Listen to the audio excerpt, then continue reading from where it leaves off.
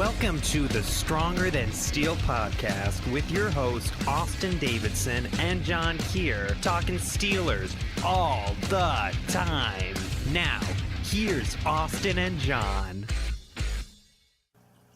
Hello and welcome back to another edition of the Stronger Than Steel podcast.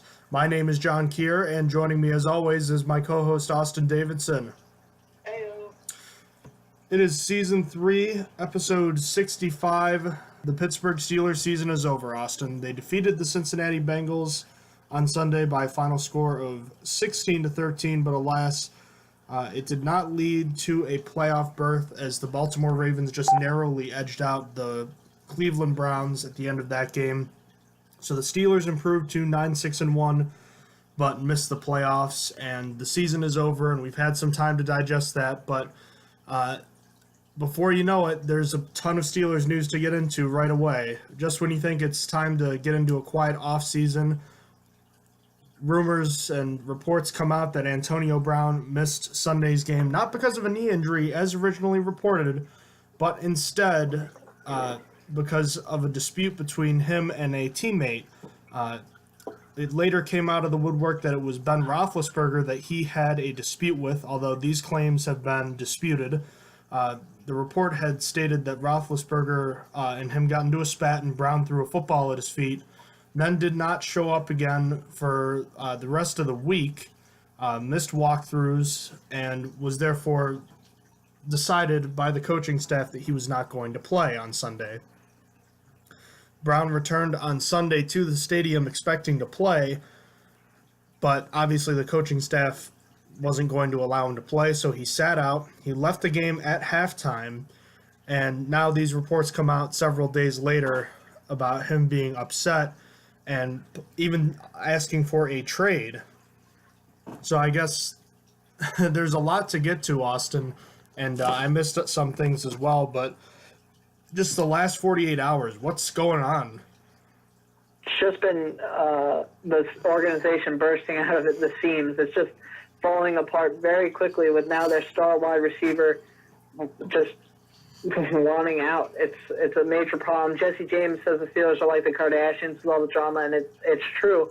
Like, this just comes out of nowhere, and you're left wondering if the Steelers made the playoffs, would this have ever came out? Would everything have been mended because they went to the playoffs, or was this just going to happen the first week at the same time? I don't know, but it's upsetting because this is different. This isn't like Martavis Bryant. This isn't like Le'Veon Bell. This is a little different where it's harder to say, all right, like, I want to get rid of this guy, because Antonio Brown is probably the best wide receiver in the league, so it makes it very difficult how do you want to approach this? Because you can't just cut Antonio Brown. First of all, that would never happen because teams are probably already contacting the Steelers, even though no team has came yet. But a team would say, if you're going to cut him, we will trade for him. Just like with Josh Gordon. When Josh Gordon was about to be cut, teams just hopped onto that train because wide receivers are a hot commodity. You don't find wide receivers that often, especially like really good ones and never elite ones. That's very uncommon. Like, we saw the wide receiver market in this past offseason blow up with guys like Allen Robinson, Paul Richardson, getting these massive contracts for no reason. Like, they're not very good, but they just get these massive contracts. And so, at the minimum, if anything was going to happen, Antonio Brown would have to be traded. And that's still such a slim thing to happen because of what it would do to the salary cap and how much cash the Steelers would get back. It's a little bit finicky with how it works because originally the Steelers would have had a $21 million. What was originally reported was he counts as a $22.5 million cap charge next year, and if he wasn't on the team, it'd be at 21.5. So, in dead cap. So it wouldn't have made sense. But now reports after like a day are like, well, that's true, but the Steelers will also save $15 million. And I'm even a little confused about it because it's just changing and. I don't really know, but back to actually about the situation, it's disappointing. Antonio Brown, you just wish he was more humble, I think, at this point, because he's got the star wide receiver. He worked himself up to be the star wide receiver. He came from nothing, and he's just not humble, and it's not like when he was younger and earlier in his career. Now he's causing problems. Like, this is like the fifth Antonio Brown problem we had in the past 2 years, whether it's recording in the locker room prior to a playoff game or right after a playoff game, whether it be him apparently throwing a vase out his patio door because he couldn't find a gun and like $50,000, whether it be him saying, trade me, let's find out, or attacking Steelers PR people for just doing their job. Like, he's becoming a problem. I mean, he's already sort of a problem in that sense. He's just so good, but he's just not very good with how he handles himself, with how he replies to people. It's just not. I think the best way to say it is he's just not humble. He makes a lot of mistakes, and I think he thinks it's okay because he's the best wide receiver in the league, or one of the top wide receivers in the league. So that's really my thoughts on it. I think we should, after this, talk about what it would take to trade for AB, but what are your thoughts on the situation? Well, let's recap the Mike Tomlin press conference, the season ender. It was a 30-minute press conference, and most of it was spent talking about Brown. So to recap, this is what Tomlin said. He essentially told the team that Brown had told him that he had a knee injury on Wednesday. He had some soreness in his knee, and then by the later on that week, he was still feeling soreness. So on Friday, Mike Tomlin told him to get an MRI in the knee, and Brown did not end up reporting. From that point on, he went AWOL. He did not communicate with the Steelers at all. And then Drew Rosenhaus, Antonio Brown's agent, called Mike Tomlin on Sunday morning saying that Brown's knee felt better and he wanted to try and play. And Tomlin at that point said that's not really how it works here. You can't just say you're ready to go and we'll play you. And then that's when Brown showed up to the game and then left at halftime when he was inactive. Tomlin was unaware of this, obviously, since he was in the middle of coaching a football game. And a CBS report yesterday said that Brown has asked to be traded, and we saw the weird stuff on Twitter and Instagram where he's following the San Francisco 49ers, responding to a tweet from George Kittle at Antonio Brown. And Mike Tomlin said he wouldn't speculate on a possible trade involving Antonio Brown, saying he's not going to speculate. We haven't formally received a request in that regard, which is very interesting because he was much more dismissive of a Martavis Bryant trade last season than he was about an Antonio Brown trade here. And to me, that just tells me that Tomlin is really fed up with Antonio Brown. Is that not what you get from that? Did you get to see the press conference at all? I didn't really get to see it. I only got to see the recap on Twitter and what everyone was like saying, like all the important spots. But I would agree. I do think that's interesting that last year, like, no, Martavis Bryant's not on the trade block, just no. And they still traded him. And now this was much less defensive about it. And they're just saying we're weighing our options. I completely agree. That's what I'm getting from this. When flat out asked if Brown's problems could be worth more trouble than he himself is worth for what he does on the field, Tomlin said certainly.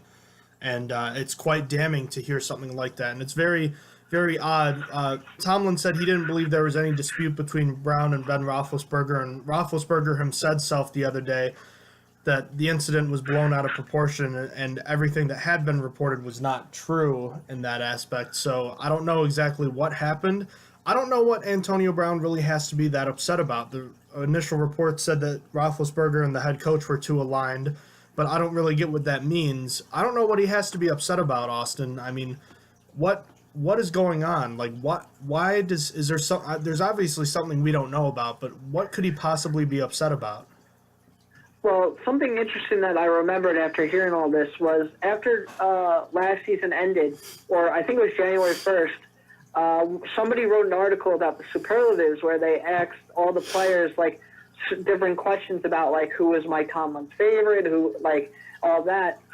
And this popped up into my mind when this all came up.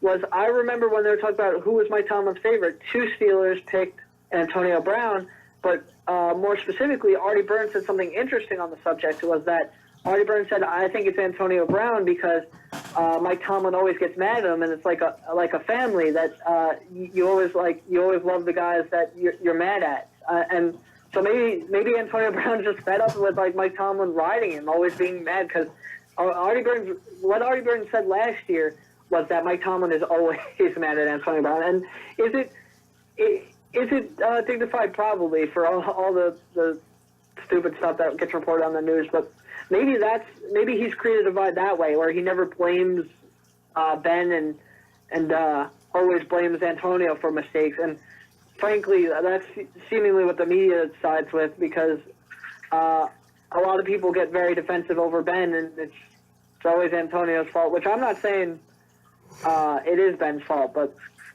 I do think that Ben does not get the criticism that Antonio Brown does, but Ben does not do the stupid things anymore that Brown does. Obviously, early in his career, Ben was a little bit of a I don't really know how to put it in safe for work terms, but he just wasn't. He was more like Antonio Brown. We'll say it that way. And he had a lot of media attention on him early on, and now he's more soft-spoken, doesn't really say as much. He gets in the news occasionally, like when he called Antonio Brown out and James Washington out, but regardless, he's not doing it on Antonio Brown's level. And I don't know. I feel like that might be the problem, is that maybe Antonio feels disrespected, that he gets that it's always his fault and not Ben's. I don't know. That would be like my only guess is, and that's what I would think, that the head coach and the quarterback are too aligned, where all the blame goes on Antonio and not really any on Ben. But what do you think? I think you outlined it pretty perfectly, because when you think about it, he really, outside of that, he really doesn't have any logical reason to be upset. I mean, he's not hurting for targets, right? No. He's not hurting for talent around him. He's not hurting for a good quarterback, right? Nope. He's got a decent coach. He's got a system that has him involved, and he's gotten paid. So, outside of what you said, is there anything else that could logically make sense for him being upset? No. There really isn't any good reason to be upset for the most part. At least not on the surface.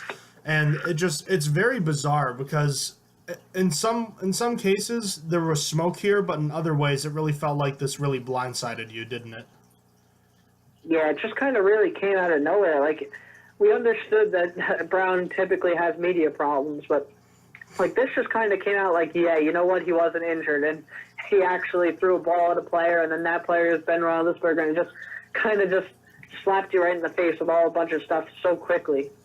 And then before you know it, the report comes out that he's asking for a trade. And then in the middle of this Mike Tomlin press conference, there was an Instagram post from James Harrison, and he was there with Antonio Brown talking about a one-on-one interview that, to our knowledge, still has not been released yet. But they seem to be both. I don't know if they were listening to the interview at the same time with Mike Tomlin, and it really seemed like they were just about to try to rip him to shreds there. I really don't get what that was all about, but it doesn't seem good. No, I'm not. I'm honestly not looking forward to that, because that might be the nail in the coffin. If the interview goes as bad as I think it is, with especially James Harrison has gone and been absolutely critical of Mike Tomlin on every single media source there is. He's been critical on Twitter. He's gone on to sports shows and talked about it, and it's just, I can't imagine it going on. It might be the reason that the Steelers decide we need to trade this dude. So I hope that since it's not coming out, because I expected it to come out like an hour after they said that. I expected that maybe Antonio Brown had a change of heart and realized that this isn't a good idea, but I don't have confidence in that ideology. I think he went through with it. I think maybe they did a little bit more professionally, and it's being edited together. But yeah, it doesn't sound like a good idea. So one team source said that this has been going on for a while. I certainly believe that he's had his antics in the time, but I don't understand it. It's really just bizarre, and to go from everything seeming fine to these problems that seem to be this big, and the Steelers and Mike Tomlin responding in the way that they are, I mean, it really just seems like Brown quit on the team. I mean, the week before a must-win game, how do you do something like that? I don't see how, if you're going to lengths such as that, how this could ever be repaired. But at the same time, it almost has to be repaired just because of the situation with his contract and the fact that he's so good. You usually, when you trade a star player, the team that trades the star player almost never wins that trade. Yeah, it's going to be rough. But, I mean, the Steelers have a little bit going for them with their star player since he has 3 more years on his contract's already paid. So it's a little different where, like other star players, like Khalil Mack, when he got traded, the Raiders definitely lost that trade. But to be fair, the Raiders didn't have really any grounds because Khalil Mack just needed a contract. Like he was in a final year. So Steelers at least have that going for them. But it's likely not going to pay off. The ideology in my head was the only good partner for me for trading right now is the Raiders because the Raiders have done stupid stuff. We've seen them. I mean, unfortunately, now they have a great draft analysis as their GM, so he's probably going to want his draft picks. That would be Mike Mayock. But if the Raiders said you can have all 3 of our first-round picks, I don't know how the Steelers say no because I don't think you get a better offer than that. 3 first-round picks in this 1 year, and you would have 4 first-round picks total because assumingly you'd keep the Steelers, and you could probably move up to number 1 or 2 if you really wanted to, if you wanted to grab Nick Bosa, because I believe the Raiders are drafting at pick 5. It's either pick 5 or pick 4. I forget because the Jets moved up into there somewhere, but I don't know how the Steelers could say no to that. I mean, the other picks would be pretty high because the other 2 picks come from playoff teams right now in the Cowboys and the Bears, but still, I just feel like that's like the only offer that would entice me. I don't like the idea of just the number 1 overall pick. That would not be enough for me. The Cardinals would have to shell out a little bit more, but I mean, the Cardinals are a good trade spot because they're going to need a wide receiver, a veteran wide receiver with Larry Fitzgerald likely not returning, but it's going to take a lot. It really is going to take a lot to trade Antonio Brown. I mean, if their hand is forced, it's going to be less, but when you're trading the number 1 wide receiver, there's like really not a price that can be paid with draft picks. Like in my mind, there should be a player involved because you can't just give up an elite wide receiver with 3 years on his contract. So basically, he can't sit out unless he wants to lose money and get fined by the team since he's under contract. But I really don't know. What are your thoughts on that? So I was reading an ESPN article, and it was talking about a team source saying that they believe it's possible that this all was bred from a kind of a power struggle between, Roethlisberger and Brown, and that obviously Tomlin was aligned with Roethlisberger because, quarterbacks and coaches, they run this league. It seems like Brown is so upset and has gone so far. It's certainly possible. I could see him cooling off and possibly being able to go from there. The Steelers seem the players seem interested in having him back, of course. But the problem is, does he want to be back? And that's the thing that's tough, is that if he doesn't want to be back and if he's gone so far and is willing to go even further, can it be repaired? I mean, do you see it possibly being repaired? Because I think there's still a chance it could be, but incidents like what we've seen the past 2 years are going to happen regardless. I think that this can be repaired. I do. It's just like any other family argument or something like that. You could always make it up with a friend, a family member, a teammate. It always can be repaired, but both sides have to be ready to. They both have to be willing to. So it can be, but I don't know if Antonio Brown is going to be able to hold himself, to bring himself to do that. So it's going to be a rough road nonetheless. I think that has to be your top priority, even though I think it would be much better for the team atmosphere as far as the locker room goes to see him leave. I think his contract and the fact of the matter of just how good he is makes it almost impossible to deal him this year anyways. Yeah, it makes it really rough. It's the dead cap. That's the big problem is the dead cap that they would lose with Antonio Brown. It really would hurt them pretty bad. This is a tough one, but how do you see this one going? I think that they hold on to him. There's no reason for me to believe that they can't because they have all the power, and it's not like Le'Veon Bell where they had to wait for him. He's under contract. Antonio Brown is under contract, and if he doesn't show up, he can get fined. He won't get paid, and he will be fined. It's just that's how it will be. It's just I can't see Antonio Brown not taking the money. Like I really don't. Losing money and then on top getting fined, I think he's coming, and that's the Steelers have all the power here. So like a team can't lowball the Steelers and say, yeah, we'll give you a first round pick. Like no, we'll just hold on to him. Like even if he doesn't like it here, he's stuck here. That's for at least 3 more seasons. So that's what I think. I think he stays with the Steelers. I just think he's too good of a player to get rid of. What do you think? I agree with you. I think the Steelers hold all the chips here. And if Brown wants to sit out, I suppose he can. I guess what we do know is that with the way Juju Smith-Schuster played this year, he'll have a good chance to be a solid number 1 receiver next season. I think drafting a wide receiver becomes a pretty high priority, though.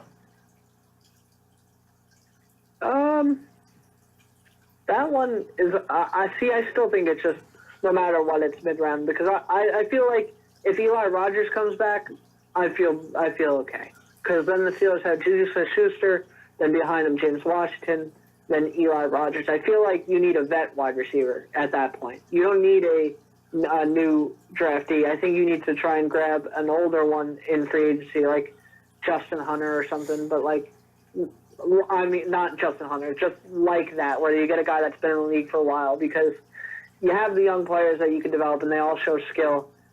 I don't feel like you need another guy that needs to be developed or drafted because if you're getting them outside the first or like second round, I'm not a big fan. I think if anything, a vet is the answer there. Is there any way Brown could be traded for one of the top picks, whether it be Arizona or the 49ers or the Raiders, and you could get maybe one of the top picks in the draft this year for him? It can only be one of the top picks. Even if it's top 5, it's got to be that pick in like second round. It's going to have to be like the first 2 rounds regardless. So there's not a guy up there that's going to be worth Antonio Brown, no matter how they pan out, because you're taking a chance. No matter what, you're taking a chance with that draft. Even if a guy is 100% guaranteed to be great, they're not going. It's not worth it because you look at like guys like Trent Richardson, 100%, well, definitely going to be great. Didn't turn out to be great. Another running back example, Chris Jones, was great for one season, was not good after that. Then you look at other guys like other positions. Let's see if I could think of one that were supposed to be sure things. I actually don't. I don't know why those 2 are the only one that came to my head. So I'll have to revisit that another time because I don't want to waste time here. But regardless, you need more. There needs to be more for a proven, maybe the best wide receiver than a draft pick where a guy is supposed to be good, is like almost 100% since they're going in the top 5, but there's still a chance that they're not. So there needs to be more added to that deal. It needs to be sweeter. Whether they throw in like one of their cornerbacks and that first, or they throw in more draft picks, it's got to be more than just a top 5 draft pick, in my opinion. What do you think? No, I think you outlined it perfectly. Look, either way, there's going to be a lot of drama and a lot said and a lot on Twitter from other players, as we've already seen from Jarvis Landry and Jamal Adams.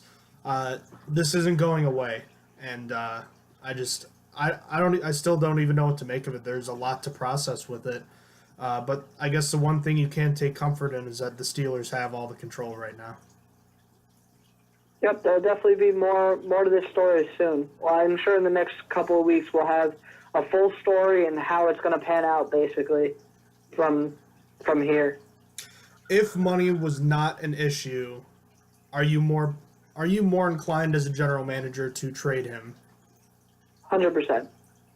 If the Steelers were able to still have money after they traded him, I'd say go for it. Because what's there to lose? You could go sign another guy. You could go help another position. There's tons of talent in this free agency market. There's Earl Thomas. There's Quan Alexander. There's C.J. Mosley, which ended the Steelers season.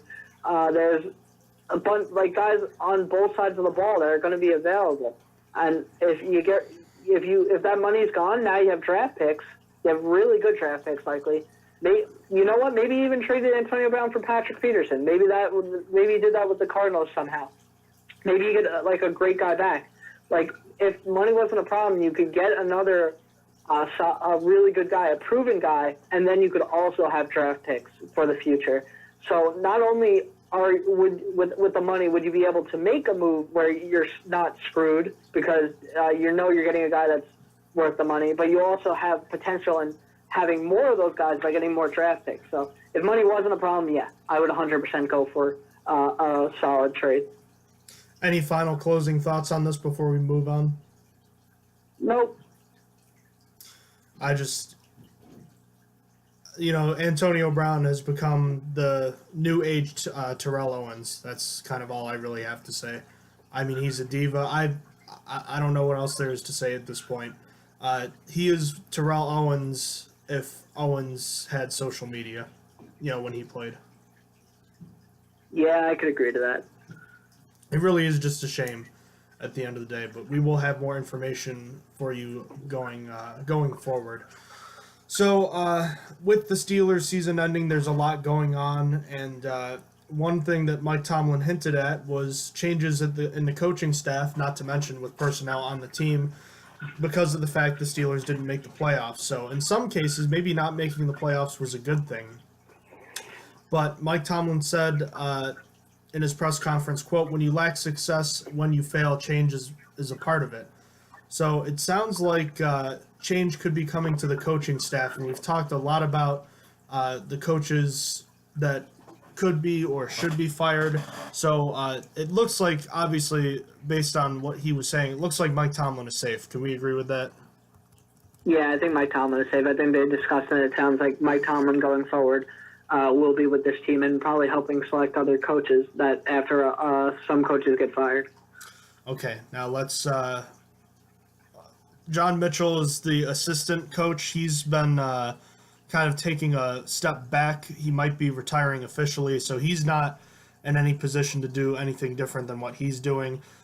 Randy Fichtner, I was pretty happy with his performance this year. I think his job is safe.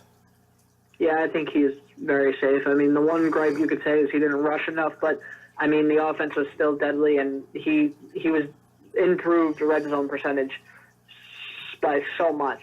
So I think he is safe. Not to mention, I don't think he had called plays in at least 7 years. It had been a long time since he last called plays, so I think all things considered, it wasn't too bad. Defense, yeah. And last called plays at Memphis, dude. Like that's in college. I feel like he in the second year, I think he could do even better. I completely agree with you. So I was pleased with that.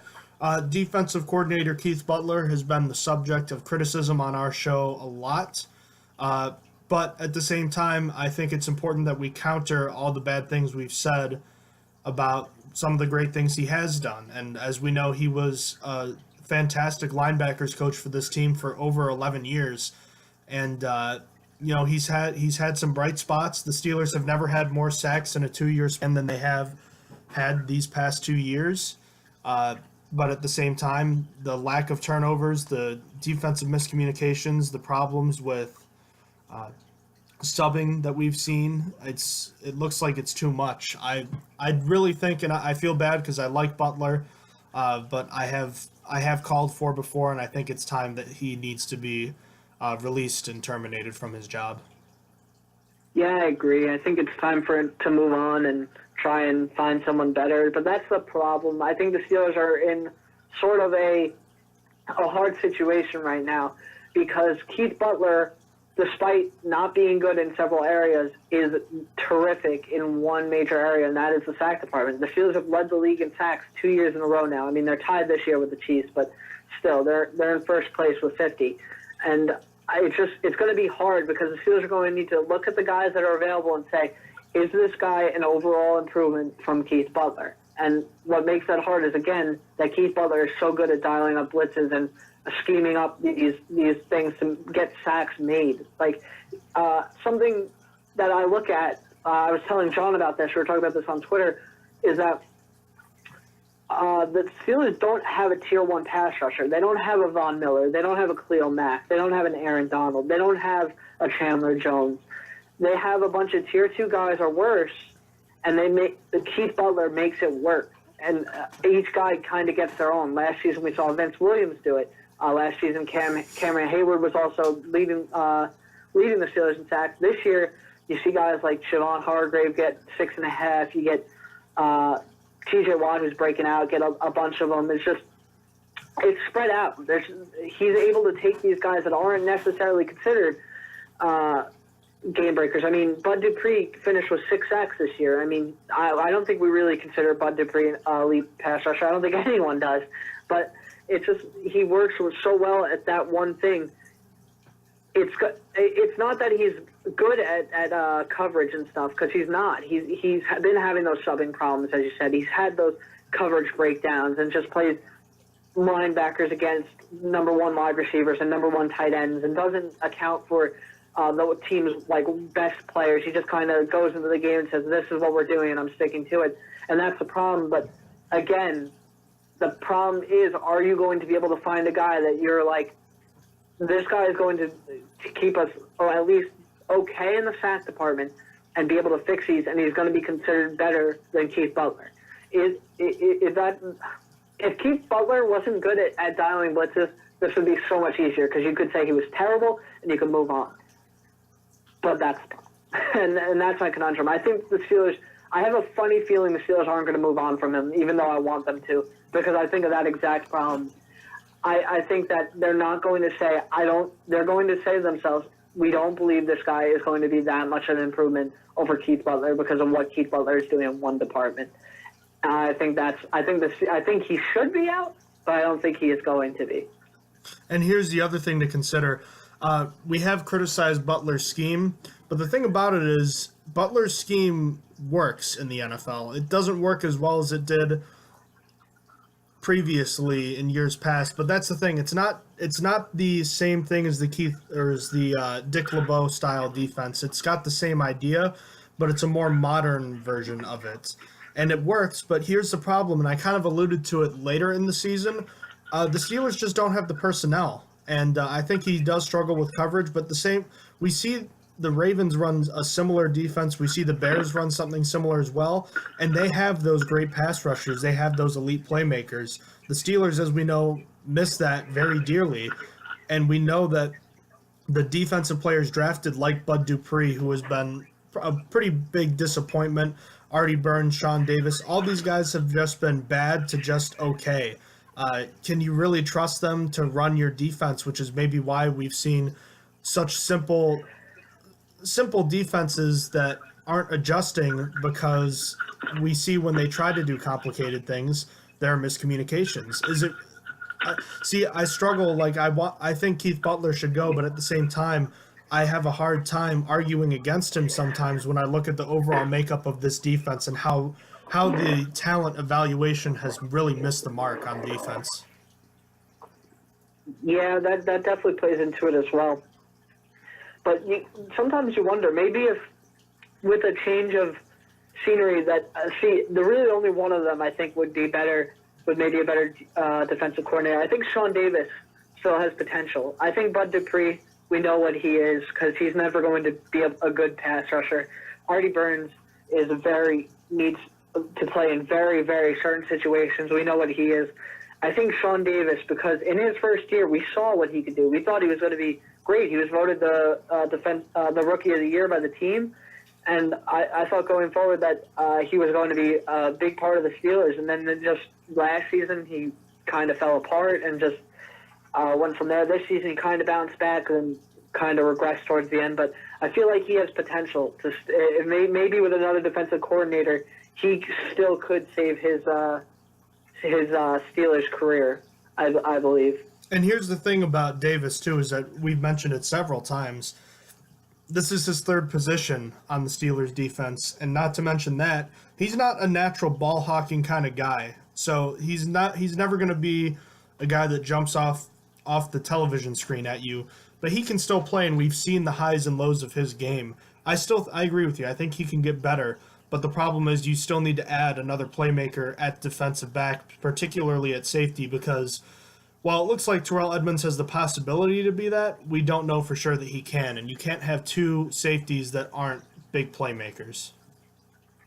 Yeah, you definitely need at least one, because the Steelers don't have any at the moment.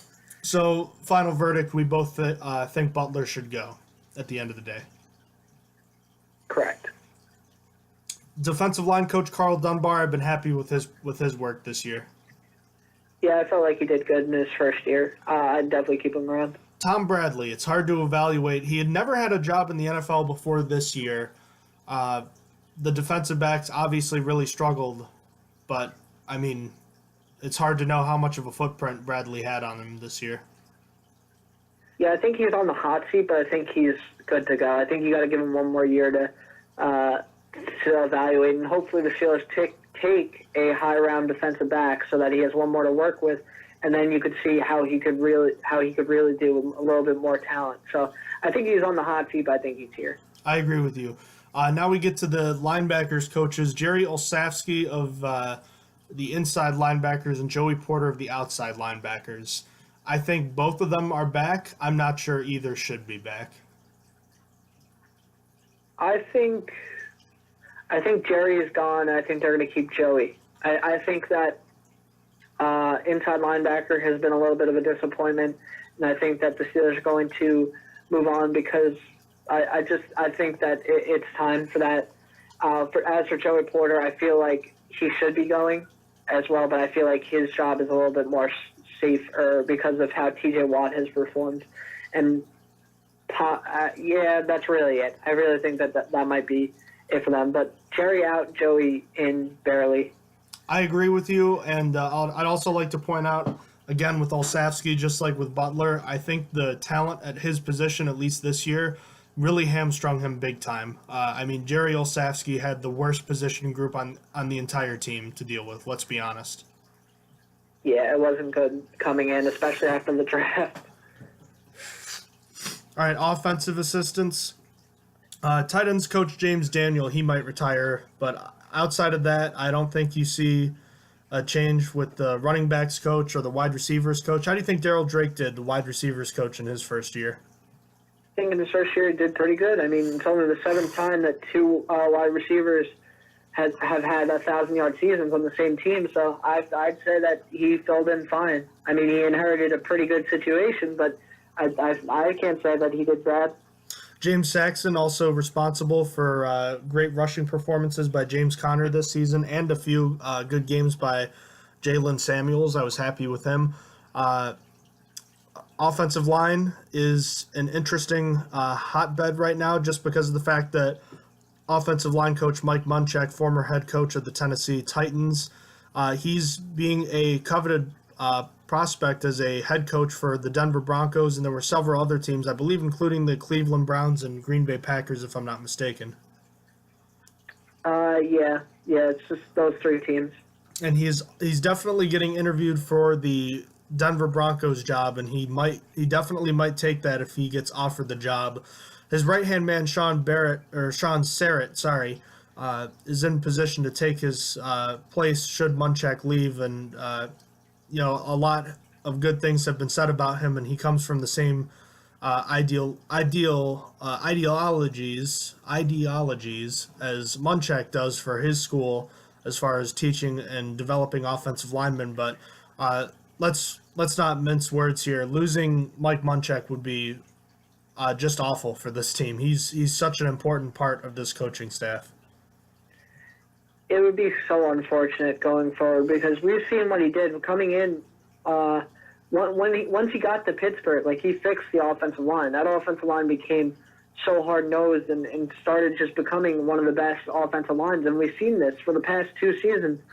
The Steelers have had one of the best offensive lines, and it's mostly because of him. He takes these guys like Alejandro Villanueva and Matt Filer, and just makes them into starting offensive linemen that are mostly unknown. You look at also a guy like B.J. Finney, who's undrafted and then has filled in for the Steelers several times, and you feel comfortable, and he might be taking over a guard position if Ramon Foster's gone, and you feel okay with that because Mike Munchak has trained him, like he's coached him up.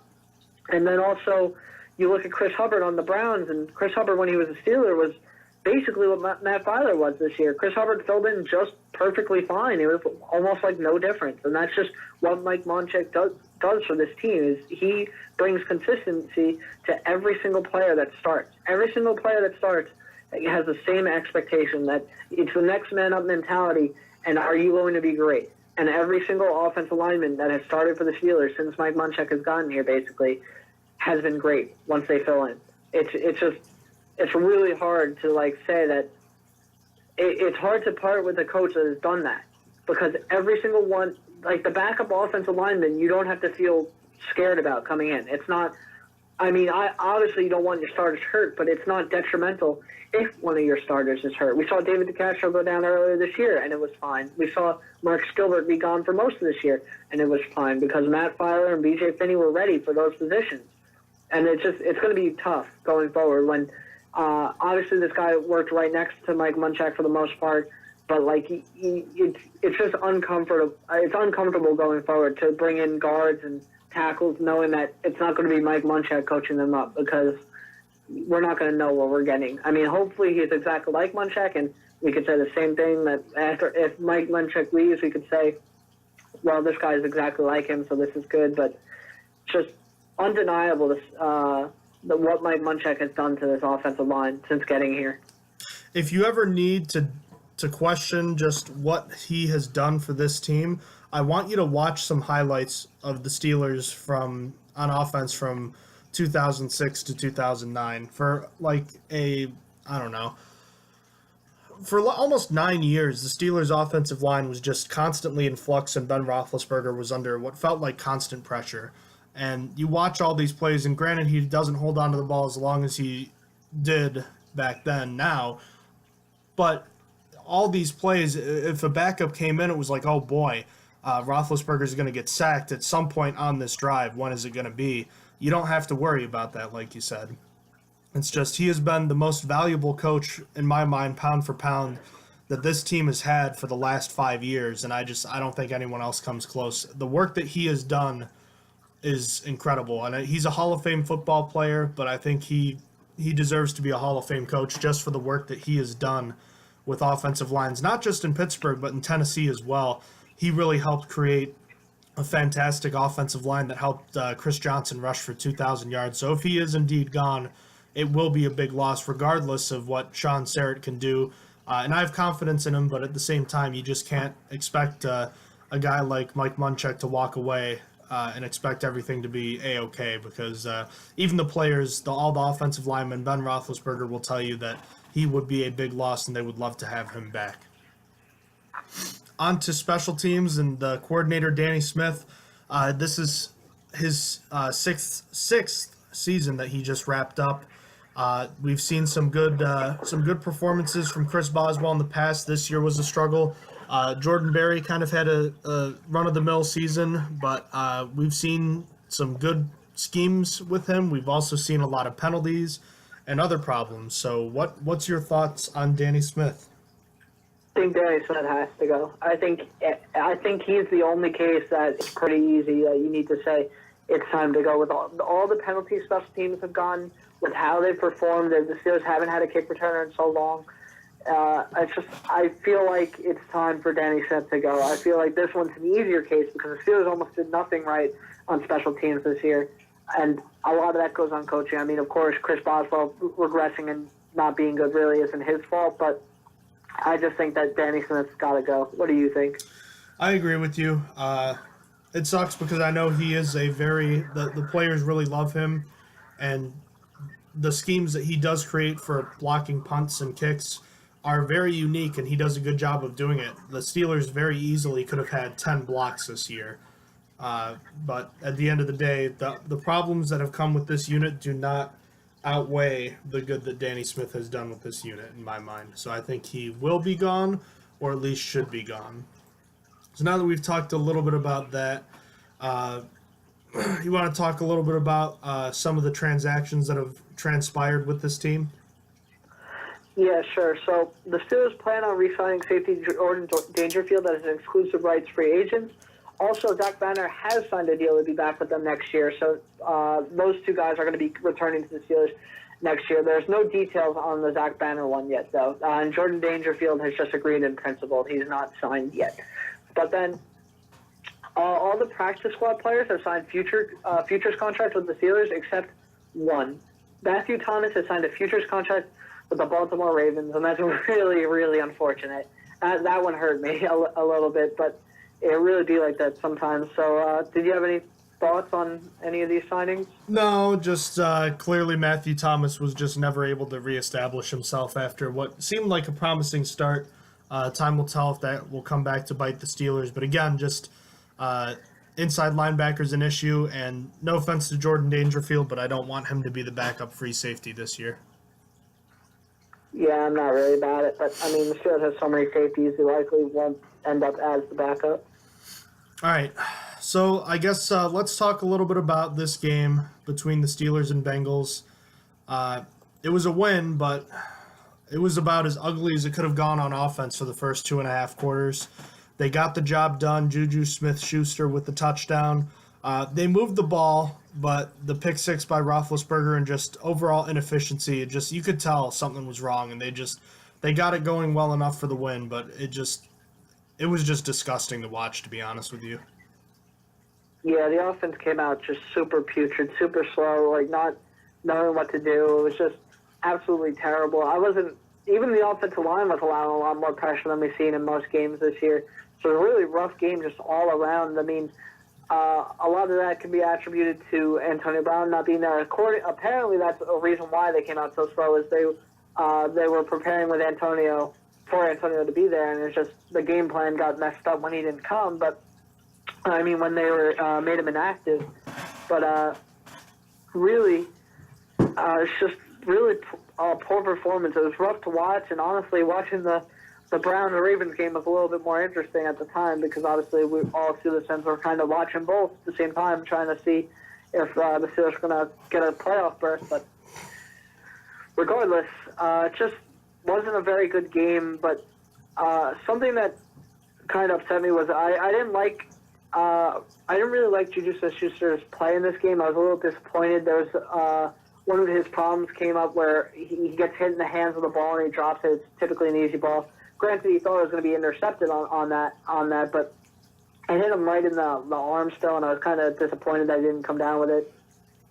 And he didn't really have that production, and it's just kind of like it kind of reminded me that Juju is a number 2 wide receiver at the end of the day, and that when Antonio Brown is back and leaves him wide open, that is why he had this many yards, because you saw in this game that Juju was bracketed, and for the most part, Eli Rogers was the guy. Eli Rogers got 7 catches in this game, and he was pretty clutch in his own regard. So it's just something that came up to me when watching this game. I was a little disappointed with that, but Eli Rogers did pretty solid in this one as well.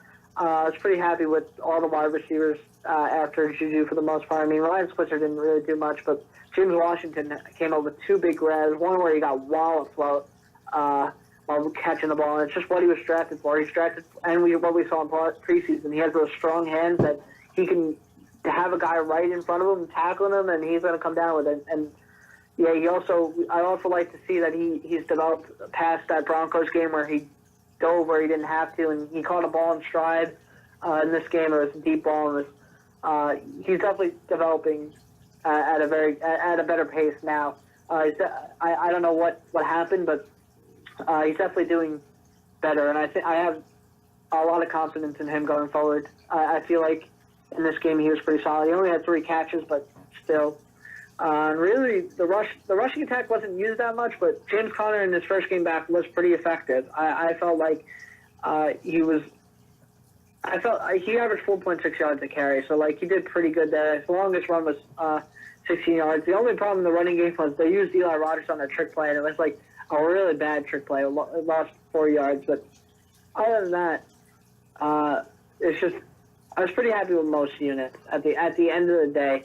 I mean, their stats look good. It's just they couldn't turn it into points. They were really, really bad, mostly because Roethlisberger started kind of bad in this game. But yeah, Yeah, just a really sloppy game. And as far as the offense goes, you couldn't help but be disgusted with their performance.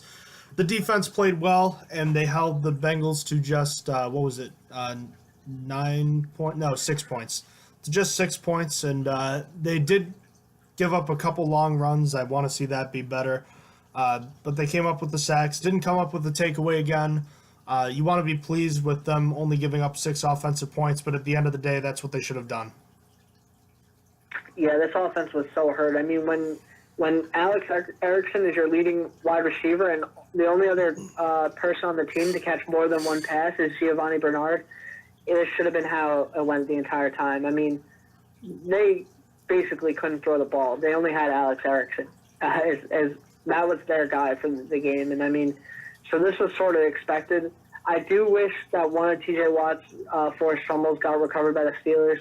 Because, I mean, this game would have been a blowout like it should have been if one of those was recovered more than likely. But it's a shame. They're just not very good at causing turnovers. But I was pretty happy with the defense in this game. I felt like L.J. Fort was all over the field. I felt like L.J. Fort was actually pretty good in run stopping in this game, which was interesting. I thought the defensive line played really good in this. Obviously, Cameron Haywood finished with 2 sacks. Stephon Tuitt got half a sack, and other guys like Tyson Alualu had 2 tackles in this one. I was pretty happy with them as a whole. Then the defensive backs, I felt like they had a quiet day. I feel like there wasn't really much to say about them. I mean, Morgan Burnett had a pretty good pass defense in this one. He also got a tackle for a loss, which was huge.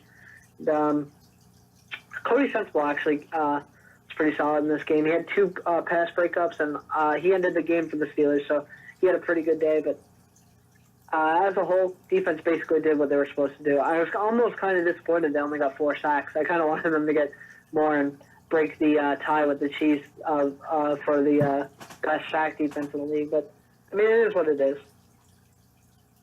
All right. 9-6-1. Steelers missed the playoffs. We talked about the nonsense with Antonio Brown already, but I think it goes without saying this season was a massive disappointment and a massive failure. Yeah, there's no way you could look at the season with the talent that they have that this is anything other than a failure. For not making the playoffs, absolutely terrible and disgraceful almost. Even after the 1-2-1 start, this team was 7-2-1 at one point. It's just insane. At the time they were 7-2-1, the Ravens were 4-5. Just absolutely terrible, and they fell apart super bad. Yeah, collapse definitely applies, and we'll finish wrapping up the season in total later this week. But in some cases, I think it almost is better that the Steelers missed the playoffs, especially with all this coming out of the woodwork. Yeah, change was necessary. And you know what? With the Steelers Super Bowl window probably closing next year, just this needed to happen now for one last shot at Super Bowl, I guess. I mean, I don't know how I could even say that with the Steelers not making the playoffs this year, but hopefully they could fix it and take that 1 year they have and try and take it all the way. All right. Obviously, with the season ending, a lot of coaches met their end of their jobs. Just a list of them. Adam Gase of the Dolphins, he is gone. Vance Joseph of the Broncos, he was let go after a disappointing 2-season stretch. Dirk Cutter of the Tampa Bay Buccaneers was let go. Todd Bowles of the Jets was fired after 4 years. Steve Wilkes gets 1 year in Arizona, and he's gone. And finally, the Bengals finally terminated the contract of Marvin Lewis, meaning that he is no longer the coach of the Cincinnati Bengals, which means Mike Tomlin is now the 3rd longest tenured head coach behind Bill Belichick in 2000 and Sean Payton in 2006. So some other coaches besides Munchak who are interviewing for some openings. Obviously, Mike McCarthy is still around. There's also Hugh Jackson, who is interviewing for the Bengals, and I think I speak for both of us when we say we hope he gets the job. Yeah, him or Vance Joseph, because Vance Joseph is also interviewing for the Bengals, because the Bengals just apparently love embracing mediocrity. So let's talk about these 6 positions plus the Green Bay Packers. Are there any other vacancies we're missing right now? The Browns The still have a Browns. vacancy technically. All right, so the Browns and Packers. So I guess of these teams, the Dolphins, Broncos, Buccaneers, Bengals, Jets, Cardinals, Browns, and Packers, what are the more desirable jobs and less desirable jobs? Browns is number one. If I'm a head coach, I want to be with the Browns. See how they finish the season and have the team has a good defense that can definitely be worked with, has a developing quarterback which has shown some swagger. I mean, he now has the rookie touchdown record, and I want to be a Browns head coach if I'm looking for a job. After that, I'm probably looking at the Jets, because I think the Jets have a lot of they're up and coming because of Darnold. Then after them, Broncos. Broncos still have a decent defense at the end of the day, and you could work with it. A lot of the problems came with penalties and their tackling form, so I'm going with them. Then after that, I might, if it gets kind of rough, the rest of them, I think I'd go with the Packers because of Aaron Rodgers, but like the team needs to be blown up. The team is around, besides Aaron Rodgers and Devontae Adams, that team is very untalented, and they need a lot of help.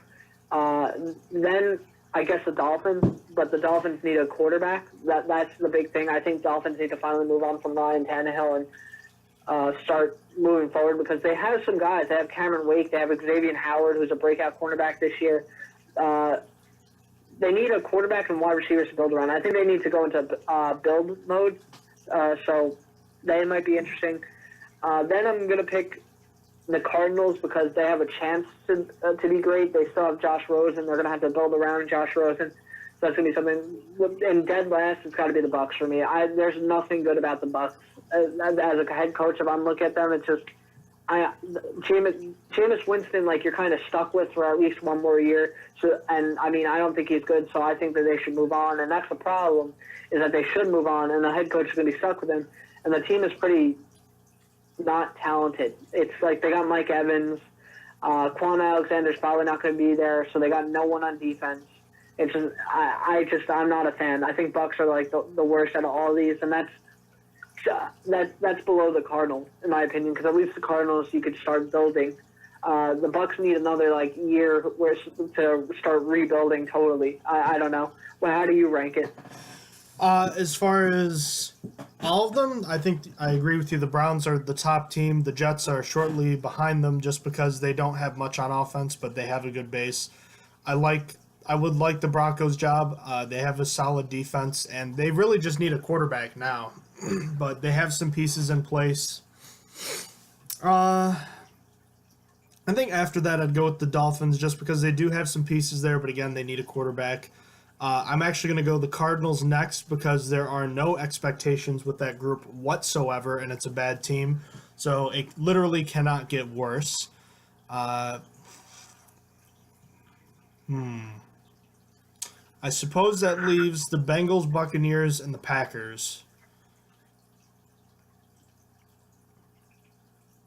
I'm actually going to go... see, part of the problem is the Buccaneers have made a commitment to Jameis Winston, which as a coach would make me kind of hesitate to go there. I suppose I would say Cincinnati just because that team is about to be blown up, it looks like, and that's the start of a rebuild, so I'd be okay with that. Then I would go Green Bay. I think even Aaron Rodgers being there, that would not matter to me much at all, given his age and the fact that the team is absolutely awful. That team is just garbage. It's not a good football team. And to be honest with you, if Aaron Rodgers doesn't play that well next year, he's in decline. There's no way to argue against the fact that he would be in decline at that point. Yeah, that would definitely be. If you're a head coach, I would absolutely suck. That'd probably ruin the only reason you went to the Packers in the first place. So I'm not sold on Green Bay whatsoever. So for that reason, and only that reason, and only the reason of Jameis Winston being committed to, I'm going to have the Buccaneers last. But otherwise, I would completely stay away from Green Bay if I was a coach looking for a job. I would take the Bengals job before the Packers job. which is really saying something. But yeah, that's how I feel. So I guess all things considered, Austin, just putting a bow on this season. We'll do that later this week. We got wild card football to talk about as well. For those who aren't aware of the schedule, there's 2 games on Saturday, 2 games on Sunday. It'll be like that this upcoming week and the following week for the divisional round. And the early games are the Indianapolis Colts at the Houston Texans at 4:35 on Saturday, followed by a 8:15 kickoff for the Seattle Seahawks at the Dallas Cowboys. Sunday, you have the early 1:05 game, the Chargers at the Ravens, and then you have Sunday afternoon, Philadelphia at Chicago. So any closing thoughts before we wrap this one up? No, I think I'm covered it good. How about you? I think we're good to go. So, as always, thank you for listening to the Stronger Than Steel podcast. If you have any questions about the show, feel free to email us at strongerthansteelpodcast@gmail.com. Check out our website listed in the description below. That's strongerthansteel.nfl.blogspot.com. You can listen to our episodes on SoundCloud, YouTube. We're also on Facebook, Twitter, and Instagram. And obviously, you can reach out to our website. And we're also on the podcast app and on iTunes. So, Austin, thank you so much for joining me today. Quite a bizarre, somber kind of edition, wrapping up a disappointing season and then adding all this Antonio Brown gas on top of it. It's going to be an interesting offseason. That's something we never seem to lack here. Yep, it's definitely going to be interesting, especially these next coming weeks. These next few weeks are definitely going to be telling on what direction the Steelers are going. All right, thank you as always for listening to the Stronger Than Steel podcast. You have been listening to Stronger Than Steel podcast. Thank you for joining us today.